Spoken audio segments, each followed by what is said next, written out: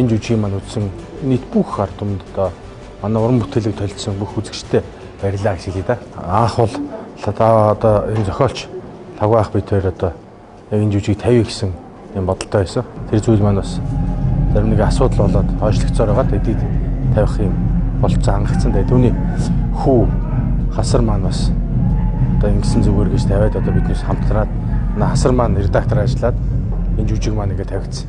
117 дахь тоглолт маань өнөөдөр болж байна.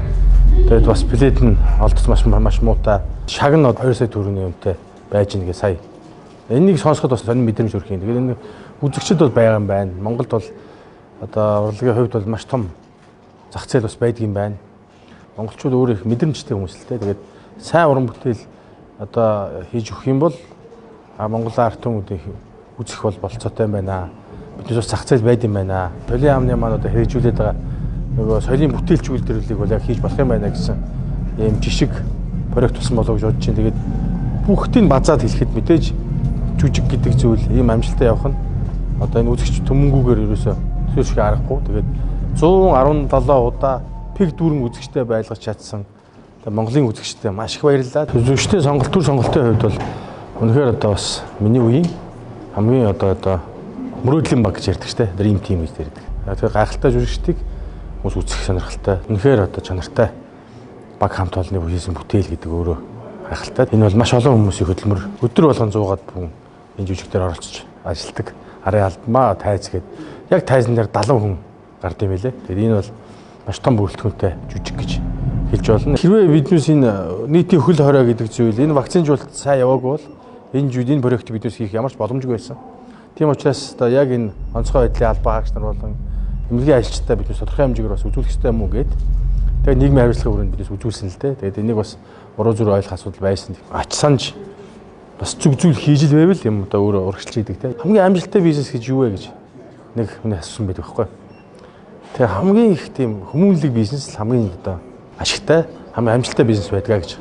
Тэгэхээр ямар нэгэн зүйл өөрөө тийм зүг зүйл дээр байх юм бол бүх зүйл одоо бас зүг зам руугаа явах ийм л учиртай юм л да. Дэлхийн одоо маш сайн театрын одоо шатруулаг 2-3 продюсерүүд ирлээ. Солонгосоос продюсерүүд ирээд үзэхэд бол одоо гайхалтай нэг юм нь бүгдээрээ бол бас энэ жүжиг бол үнэхээр одоо сайн жүжиг болжээ.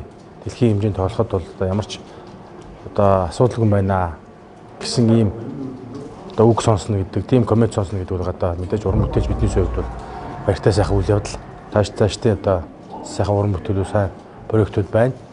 Тэгээд энэ гол одоо проект бол ер нь цаашдаа энэ жүжигийг илүү тийм сайн болгох, зарим тодорхой хэмжээгээр одоо сайжруулах тийм ажлууд байна.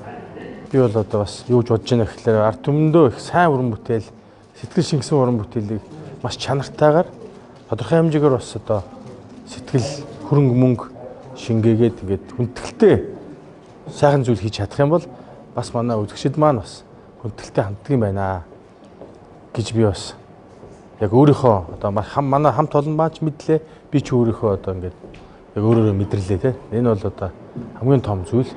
Цаашдаа бол манай бас том уран бүтээлчнэр маань сайхан уран бүтээлүүдээ хийхэд бол маш том зах зээл байгаа юм байна шүү гэдгийг одоо нотолж харуулсан юм одоо проект боллоо. Энэ дэслэн баярлалаа.